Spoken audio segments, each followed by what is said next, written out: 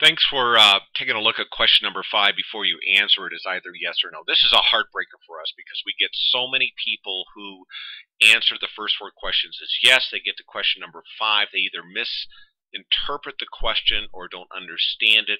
They assume that the claimant is not eligible for this benefit. They answer it as no. Everything stops. They never submit a claim. But the way that the question is asked is prior to submitting this claim, will the claimant be able to certify that he or she is paying for their long-term care from personal funds? It's either yes or no. Again, prior to the time that this claim is actually submitted to the VA, and keep in mind it comes to Senior Veterans Inc. first, where we sign off on it and make sure it's a legitimate claim, and then we forward it on your behalf to one of the processing centers for the VA. So what this is, and you're going to see a care expense statement here, and this is the form that will be filled out. It's included in all of the email attachments that you should get if you answer this question as yes, is this is evidence. The VA wants to see proof. That's it. They want to know how much money the claimant is paying out of their own pocket for their care. They want to know whom they're paying it to or who they're paying it to, a little bit about what they're paying for and what the amount is, and they want everybody to sign off on it. So that's all they're doing with this care expense statement. It's verification. It's their proof.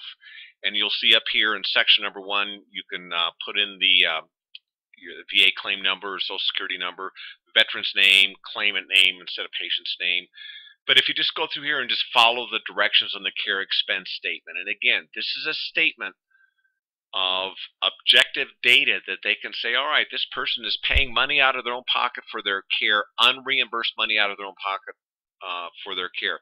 They don't care who is providing the care as long as it's not a dependent family member. And about 80% of the time, it's a son or daughter, grandson, granddaughter. They're providing care all the time to their loved one. The only difference is they're not being paid for it. Trust me, if there's nothing to be paid for, this claim will never go anywhere. So the claimant must be paying for their care. What the caregiver does with that money once they receive it is up to them. So just keep that in mind. And if you have any questions, you can always contact us via email. But you'll see down here they're always asking for this amount of money, what's going out of pocket, and so forth. There's various sections to this. This is for in-home care information. There's another section which doesn't happen very often for nursing home information. And then section number 4 is for other care facilities in terms of assisted living or memory care. You just fill out whatever is important. But this last piece here, this is where everybody signs off.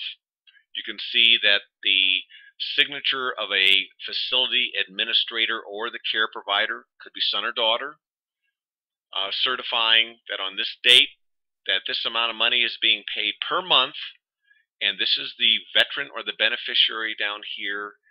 And if there's no number here, this claim will never get past our office. We cannot submit it. It's not a legitimate claim.